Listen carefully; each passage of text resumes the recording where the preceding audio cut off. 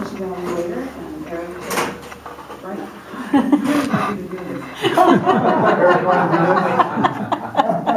Of Jack's speech. Let's hear it together.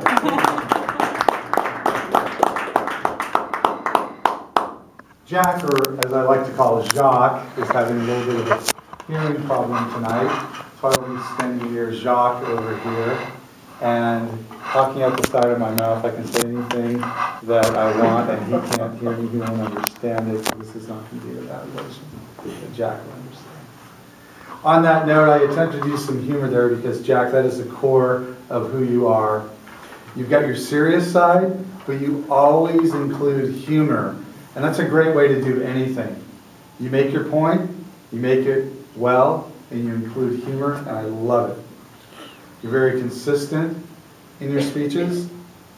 And I believe my favorite part of listening to your speeches is that you do the ultimate in tying in comments. You make a point, you go off on a tangent a little bit, and then you bring a full circle back to that point. And you did it 3, 4 times, 5 times tonight with the Wizard of Id, for example.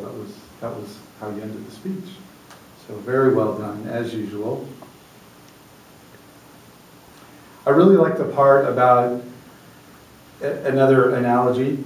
You started talking about in 1935, a gentleman was escorted away from the United States, a Mr. Ponzi of the Ponzi scheme. And then you use that as an analogy to talk about Social Security. Even though your speech and speeches, tonight's speech, are politically opinionated, again, you still do it with respect and humor, and you do your homework. It's wonderful.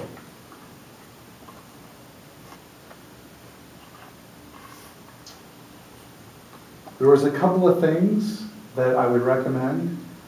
There was a moment when you started talking about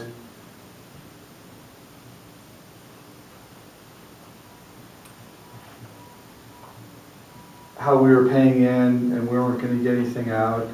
And it was essentially, you were talking about the equivalent of like an IOU. I thought that would have been a great time to walk around the room and give us all separate IOUs.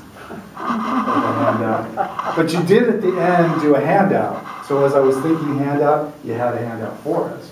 So you nailed it there as well, just differently than my thoughts. I thought that your speech was totally relevant to our group. There are a number of people here that will someday, or sooner than later, retire, myself included. I'm thinking about things like Social Security, or is it going to be there that big day, and what that really means to me.